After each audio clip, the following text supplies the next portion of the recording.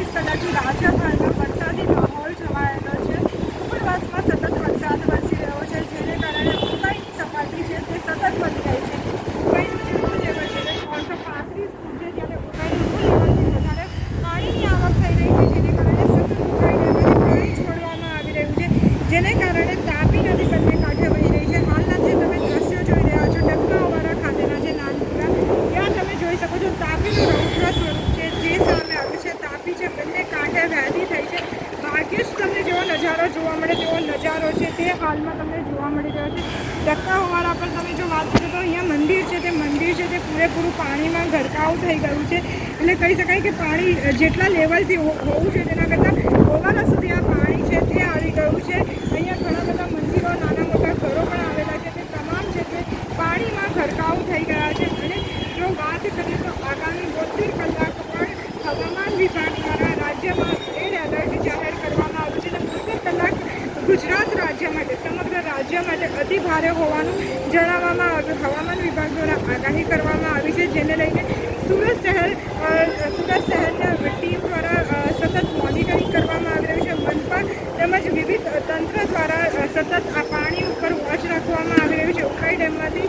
અને જો ઉકાઈ ડેમની વાત કરવામાં આવે તો ઉકાઈ ડેમમાં હાલમાં 2.5 લાખ ક્યુસેક પાણી છોડવામાં આવ્યું છે, જેને કારણે તાપી નદીનું આ સ્વરૂપ તમે જોઈ શકો છો। અને સતત ઉકાઈ ડેમમાંથી પાણી છોડવામાં આવ્યું છે। ઘણા નીચાણવાળા વિસ્તારો છે કે જ્યાં પાણી ભરાવાની સ્થિતિ છે। હાલમાં ડબકાવાળા ખાતે છે, સાથે જ કતારગામ, સાબરીનગર ખાતે અને અડાજણના પાલ ખાતે અને રેવાનગર ખાતે પણ પાણી ભરાઈ ગયા છે। ઘણા બધા લોકોને સ્થળાંતર કરવાની પણ કામગીરી તંત્ર દ્વારા કરી દેવામાં આવી છે। ઘણા બધા લોકોને સ્થળાંતર કરવામાં આવ્યા છે, તેમજ અમુક વિસ્તારમાં ફૂડ પેકેટની પણ વ્યવસ્થા તંત્ર દ્વારા કરવામાં આવી છે। સાથે 72 કલાક હવામાન વિભાગે ભારેથી અતિ ભારે વરસાદની આગાહી હવામાન વિભાગ દ્વારા કરવામાં આવી છે, જેને લઈને સુરતનું તંત્ર છે તે એલર્ટ મોડમાં આવી ગયું છે।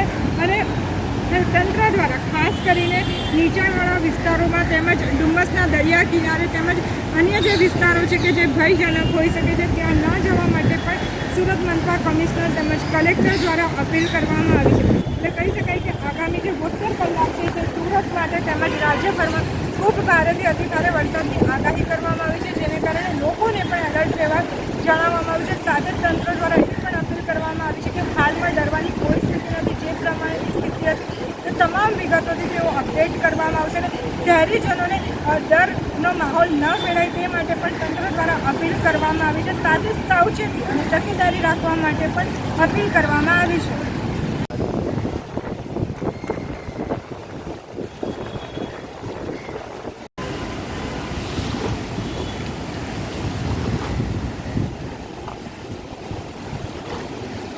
Yeah.